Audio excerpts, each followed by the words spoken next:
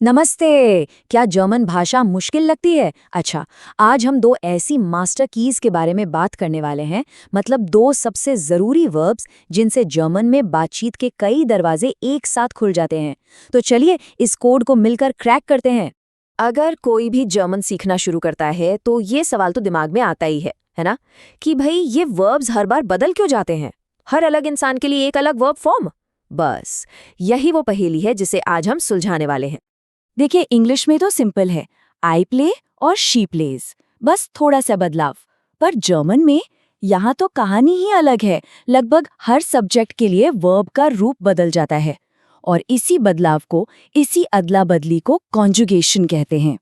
तो कॉन्जुगेशन का सीधा साधा मतलब क्या हुआ? बस वर्ब को सब्जेक्ट के साथ मैच करना, बिल्कुल वैसे ही जैसे हम हिंदी में करते हैं। हम ये तो नहीं कहते ना कि मैं खाता है, हम कहते हैं मैं खाता हूँ, वह खाता है, वे खाते हैं। देखिए वर्ब बदल रहा है। जर्मन में भी एकदम यही लॉजिक काम करता है। तो आज का हमारा रोड मैप क्या है? बहुत सिंपल। सबसे पहले हम मिलेंगे जर्मन के प्रोनाउन से, मतलब जो काम करते हैं। फिर हम सीखेंगे वो दो मैजिकल वर्ब्स और आखिर में इन सब को मिलाकर हम अपने पहले जर्मन सेंटेंस बनाएंगे। तो चलिए शुरू करते हैं। अब वर्ब्स पर कूदने से पहले ये जानना जरूरी है कि एक्शन कर कौन रहा है, और यहीं पर एंट्री होती है प्रोनाउंस की। चलिए इनसे मिलते हैं। सबसे पहले इच मतलब मैं, फिर है डू, इसका मतलब है तुम, जो दोस्तों या फैमिली के लिए इस्तेमाल होता है। फिर है एर जी एस मतलब ही शी इट, विर का मतलब है हम और ईर का मतलब है तुम सब। अब यहाँ थोड़ा ध्यान देना होगा। जर्मन में 3 सी हैं। हाँ 3। छोटे एस वाला जी मतलब दे, बड़े एस वाला जी मतलब आप यानी फॉर्मल यू, और एक और छोटे एस वाला सी है जिसका मतलब है शी। अब लग रहा होगा कि ये तो कंफ्यूजन है, पर घबराइए नहीं। सेंटेंस में वर्ब का जो फॉर्म होता है ना, वो हमें सब कुछ साफ साफ बता देता है। तो प्रोनाउंस तो हो गए, अब मिलते हैं हमारे पहले सुपरस्टार वर्ब से, sein। इसका मतलब है टू बी या होना। किसी को अपना इंट्रोडक्शन देना हो या किसी चीज के बारे में बताना हो, ये वर्ब सबसे ज्यादा जरूरी है।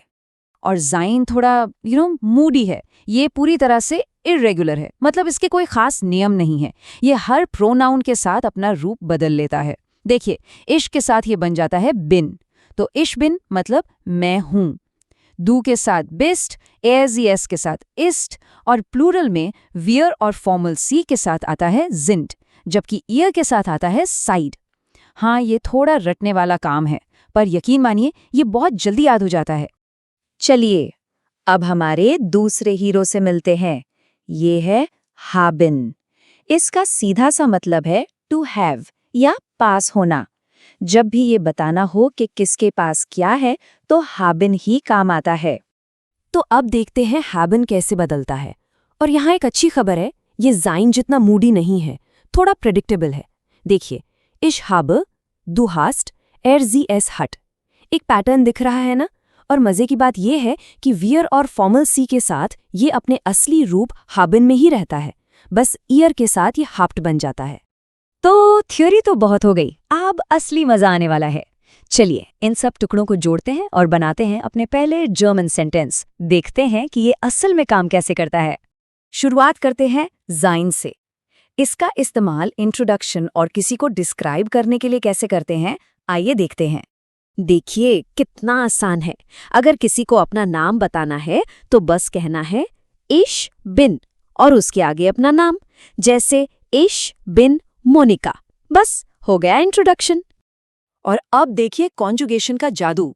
जब बात किसी और की हो रही है, मान लीजिए किसी लड़के की, तो सब्जेक्ट हुआ एर और उसके साथ जाइन का रूप क्या था, इस्ट। तो सेंटेंस बन गया एर इस्ट आर्ट्स, मतलब वो एक डॉक्टर है। ठीक है, साइन तो समझ आ गया। अब बारी है हैवन की। देखते हैं कि पोजेशन यानी किसके पास क्या है, ये कैसे बताते हैं। मान लीजिए मुझे कहना है कि मेरे पास एक कार है। सब्जेक्ट है इश और इश के साथ हाबन का रूप है हाबर। तो सेंटेंस क्या बना, इश हाबर ein Auto। सिंपल। और एक बार फिर जैसे ही सब्जेक्ट बदला, वर्ब भी बदल गया। मान लीजिए हम किसी लड़की के बारे में बात कर रहे हैं। सब्जेक्ट है जी और उसके साथ हाबिन का रूप है हट। तो सेंटेंस हुआ जी हट eine Schwester, मतलब उसकी एक बहन है।